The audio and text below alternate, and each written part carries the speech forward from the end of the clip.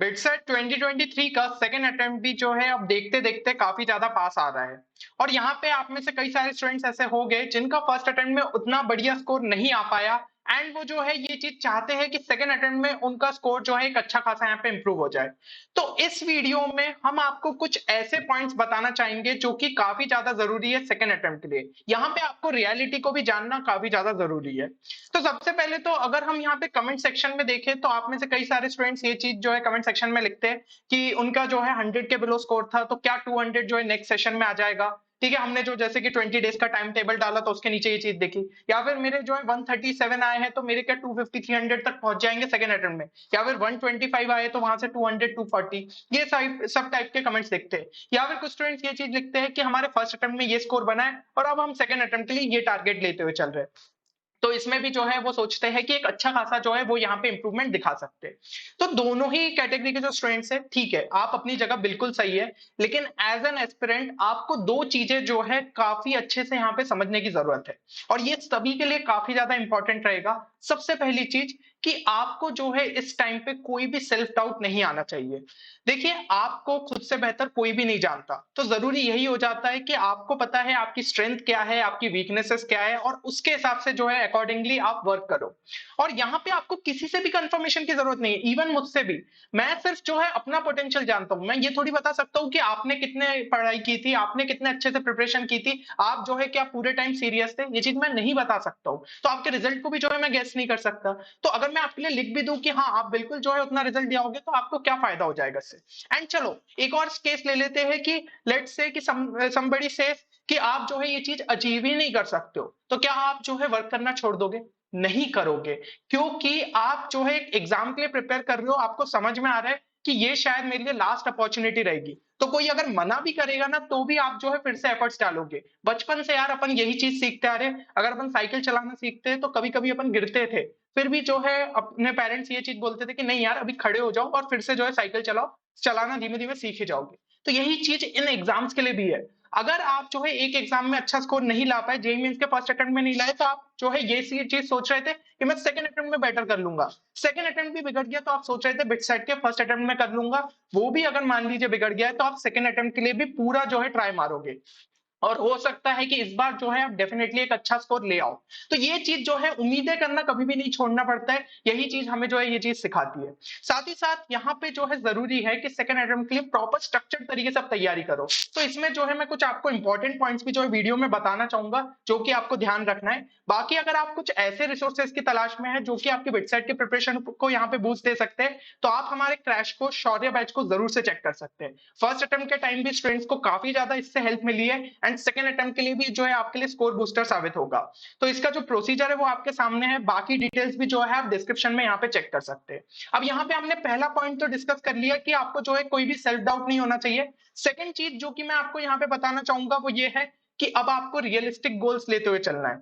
देखिए, ये चीज में कोई भी मतलब ऐसी बुराई नहीं है कि आप जो है एम अगर हायर साइड पे कर रहे हो, लेकिन आपको जो एम करना चाहिए ना वो कुछ इस हिसाब से करना चाहिए कि आपने कितने एफर्ट्स अभी तक डाले हैं और अभी आपके पास टाइम क्या है। तो थोड़े रियलिस्टिक गोल्स बनाइए। इससे क्या होगा कि हाँ, मान लीजिए रिजल्ट आया, आपने अगर जो है गोल के आसपास भी पहुंचे तो आपको इतना दुख नहीं होगा कि चलो आपने एफर्ट्स पूरे डाले थे, लेकिन आपके गोल से बहुत ही दूर रह गए, तो फिर तो आपको डीमोटिवेशन होगा कि यार मैंने इतने एफर्ट्स डाले और मैं अपने गोल तक नहीं पहुंच पाया, क्योंकि आपने गोल ही गलत लिया था। तो थोड़े रियलिस्टिक गोल लेके चलो।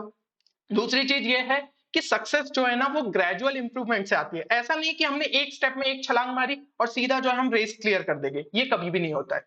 तो अब कोई स्टूडेंट यहाँ पे अगर सोच रहा है कि उसका स्कोर 130 140 पे है और वो जो है एक अच्छे स्कोर तक जाना चाहता है, तो यहाँ पे सबसे पहले दिमाग में ये चीज लाओ। एक कट ऑफ का वीडियो अभी जो है आपके लिए रिलीज किया था, उसमें हमने ऑफिशियल कट ऑफ देखे थे कि बिट्स पिलानी है क्या क्या रिलीज की है। तो उसके अंदर ये चीज हमें पता चली थी कि आपका जो 158 है वहां पे लास्ट ब्रांच आपकी जो है यहाँ पे क्लोज हुई थी बी फार्मा के अलावा। तो आपको जो है मतलब 158 पे बिट्स पिलानी में कहीं ना कहीं एडमिशन मिल जाता। चलो अपन सेफ स्कोर के लिए एक अच्छा खासा स्कोर मान लेते 170 175। तो अभी आपको ये समझ में आ रहा है कि 130 140 पे यहाँ पे बिटसेट की कोई भी सीट नहीं मिलेगी, क्योंकि इस बार शायद चांसेस है कि थोड़ा सा बढ़ेगा ही। तो ये तो आपको कोई भी सीट नहीं मिलने वाली। तो सबसे पहला टारगेट ये होना चाहिए कि कम से कम पहले इसको तो अचीव करूं, फिर जो है उससे हायर टारगेट रखूं। तो सबसे पहला टारगेट अगर इसको लेते हुए चलोगे, अपनी फर्स्ट अटेम्प्ट की गलतियों को यहाँ पे सुधारोगे, तो कम से कम पहला टारगेट ये रखो कि मॉक टेस्ट में 170 180 के आसपास धीमे धीमे पहुंचना शुरू कर दो। 2-3 मॉक टेस्ट में अगर इतना स्कोर आने लग गया, मतलब आपने इंप्रूवमेंट दिखाया है। इसके बाद और अच्छे से मॉक टेस्ट के स्कोर को आप एनालाइज करो, ठीक है, प्रॉपर तरीके से देखो कि एक्चुअल में मॉक टेस्ट में कहां गड़बड़ हो रही है, कोई एक सेक्शन आपका जो है वीक रह रहा है, या फिर स्पीड उतनी अच्छी नहीं है, या फिर एक्यूरेसी खराब है। हर फैक्टर को अच्छे से कंसीडर करो, धीमे धीमे उसमें इंप्रूवमेंट दिखाओ, शायद आप 220 230 तक पहुंच जाओ। और भी अगर अच्छे से किसी स्टूडेंट ने एनालाइज किया तो इवन वो 250 तक के बैरियर को क्रॉस कर सकता है। और हो सकता है बिटसेट के पेपर के टाइम पे आपका थोड़ा लक चल जाए, तो शायद प्लस 10 और 20 मार्क्स यहाँ भी एड अप हो जाए। तो एक अच्छा खासा इंप्रूवमेंट यहाँ पे दिखा सकते हो। चीज पॉसिबल जरूर है, लेकिन ये सिर्फ ऑन पेपर है। एफर्ट्स बहुत ज्यादा डालने पड़ेंगे अगर इस चीज को आप सही में यहाँ पे अचीव करना चाहते हो। तो ये जो है ना, ग्रेजुअल इंप्रूवमेंट होता है, ऐसा नहीं कि डायरेक्ट 130 टू 250 तक पहुंच गए।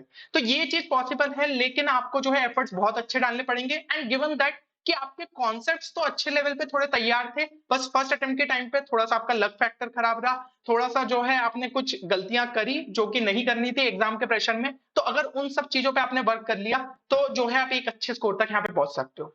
अब अगर मैं कुछ ऐसे पॉइंट्स बताना चाहूँ जो कि आपके सेकंड अटेम्प्ट के लिए बहुत ज्यादा यूजफुल है, तो सबसे पहला पॉइंट जो है उसमें आपको यहाँ पे देखने को मिल जाता है कि सिलेबस आपको जो है वो मैक्सिमम ही कंप्लीट करना रहेगा।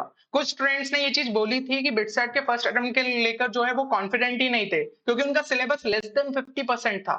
तो शायद यार उस पे तो वैसे भी आपका एग्जाम क्रैक करना बहुत ही मुश्किल था। कम से कम 70 से 80% सिलेबस आपको जो है प्रॉपर तरीके से कॉन्फिडेंट रहना होगा विद इनफ क्वेश्चन सॉल्विंग।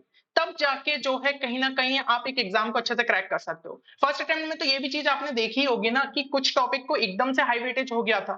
तो यहाँ पे अगर ये चीज आपके साथ होती है और वो टॉपिक को ही आपने छोड़ दिया, तो आप जो है बहुत ज्यादा नुकसान में रह सकते हो। तो इस चीज पे वर्क करना रहेगा, इसलिए मैक्सिमम सिलेबस को ट्राई करिए कि कवर करे, कम से कम 70 से 80, और उससे ज्यादा करते हो तो और भी बढ़िया है। देन सेकंड चीज जो कि हमें यहाँ पे ध्यान रखना है वो ये है कि आपको लगातार मेमोराइज, रिवाइज और प्रैक्टिस करना है। तो मेमोराइज क्या करना है, जितने भी फॉर्मूलेस है, जितने भी इंपॉर्टेंट रिएक्शन है, कॉन्सेप्ट है, उनको अच्छे से रिवाइज करिए। क्योंकि अपन फर्स्ट अटेम्प्ट का अगर एनालिसिस उठा के देखे, फॉर्मूला बेस्ड क्वेश्चंस काफी पूछे गए थे, देन इंपॉर्टेंट नेम रिएक्शंस जो है पूछी गई थी, ठीक है, आपके ऑर्गेनिक इनऑर्गेनिक में। तो इन सब चीजों पे वर्क करिए, जो इंपॉर्टेंट कॉन्सेप्ट्स हो जाते हैं उस पे अच्छे से याद करिए। तो शॉर्ट नोट्स का ज्यादा से ज्यादा यूज करिए जो कि आपने अच्छे तरीके से प्रिपेयर किए होंगे। तो लगातार मैं आपको ये चीज बोलते आया हूँ कि शॉर्ट नोट्स बनाओ, शॉर्ट नोट्स बनाओ, बनाए हैं तो बहुत ज्यादा जो है लास्ट टाइम पे आपके लिए इंपॉर्टेंट रोल प्ले करेंगे। देन यहाँ पे इन्हीं सब चीजों को जो है फिर से रिवाइज करो रेगुलर बेसिस पे। बुक में से चैप्टर को बार बार पढ़ नहीं सकते क्योंकि इतना टाइम नहीं है, लेकिन शॉर्ट नोट्स का अगर बार बार रिवाइज करोगे तो उससे वो जो फॉर्मूला है कभी भी एग्जाम के टाइम तक भूलोगे नहीं। देन यहाँ पे ज्यादा से ज्यादा जो है सॉल्व्ड एग्जांपल्स देखते रहना, तो उससे क्या है, कुछ अगर फॉर्मुलेस है उनके अप्रोचेस आपको क्लियर रहेंगे कि इस तरीके से अप्रोच किया जाता है। अगर इस तरीके को आप जो है फॉलो करोगे तो आपको ये भी समझ में आएगा इसमें से कुछ स्टेप्स ऐसी रहती है जिनको हम जो है यहाँ पे छोड़ सकते हैं, क्योंकि वो बोर्ड पैटर्न के हिसाब से चल रही है। हमें जो है यहाँ पे स्मार्ट वर्क दिखाना होगा, ज्यादातर स्टेप्स दिमाग में करनी रहेगी और बाकी पेपर पे कम स्टेप्स के अंदर जो है आंसर निकालना होगा। यही चीज बिटसेट में भी आपको फॉलो करनी है।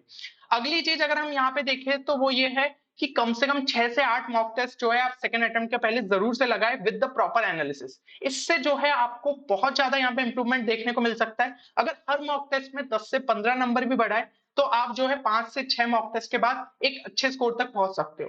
तो ये चीज पे जो है लगातार वर्क करो, क्योंकि ये चीज जो है आपके फर्स्ट अटेम्प्ट में भी देखी गई कि काफी सारे स्टूडेंट्स जिन्होंने मॉक टेस्ट यहाँ पे अटेम्प्ट नहीं किए थे, वो अपनी स्पीड एंड एक्यूरेसी को जज ही नहीं कर पाए मेन पेपर के टाइम। तो यहाँ पे टाइम मैनेजमेंट उनका प्रॉपर तरीके से नहीं हो पाया, कई सारे क्वेश्चंस वो देख नहीं पाए थे, या फिर उन्हें कुछ क्वेश्चन में काफी ज्यादा टाइम लगा। तो आपको जो है टाइम मैनेजमेंट स्किल्स को अगर इंप्रूव करना है तो मॉक टेस्ट देना काफी ज्यादा जरूरी है। अगले पॉइंट पे अगर हम ध्यान डालें तो वो हो जाता है आपका एलआर एंड इंग्लिश सेक्शन। ये सेक्शन को आपने हो सकता है फर्स्ट अटेम्प्ट के टाइम पे अंडर एस्टिमेट किया हो, लेकिन ये काफी ज्यादा इंपॉर्टेंट सेक्शन है। और जिन भी स्टूडेंट्स ने यहाँ पे जो है बिटसेट में 230 240 के बैरियर को क्रॉस किया है, उन्होंने ये चीज मानी है कि कहीं ना कहीं उनका एलआर एंड इंग्लिश सेक्शन भी जो है अच्छे तरीके से गया। अगर आपका एलआर एंड इंग्लिश सेक्शन पे कमांड अच्छा है तो ये काफी ज्यादा स्कोरिंग हो जाता है, और हाई वेटेज तो ये कैरी कर ही रहा है 90 मार्क्स का। तो इस पे भी जो है प्रॉपर तरीके से फोकस करिएगा। रोज का थोड़ा सा टाइम जो है आप इस सेक्शन के लिए भी डेडिकेट जरूर से करिए। अगले पॉइंट पे अगर हम यहाँ ध्यान डालें तो वो हो जाता है हमारा कि स्पीड एंड एक्यूरेसी को इंप्रूव करना है। देखिए बिटसेट, आपको ये चीज समझनी होगी कि बिटसेट जो है that is all about speed and accuracy. जितनी बढ़िया आपकी स्पीड रहेगी, उतनी ही अच्छी फिर आपकी एक्यूरेसी भी बढ़ जाएगी, क्योंकि आपको ज़्यादा टाइम मिलेगा क्वेश्चंस के लिए, तो आप जो है उसमें गलतियाँ नहीं करेंगे। तो जब भी क्वेश्चन सॉल्व कर रहे हो अभी के टाइम पे, प्रैक्टिस के टाइम पे, हमेशा एक टाइमर के साथ बैठो, क्योंकि सही आंसर लाने से ज़्यादा ज़रूरी होता है कि आप उसे कितना कम समय में लाते हो।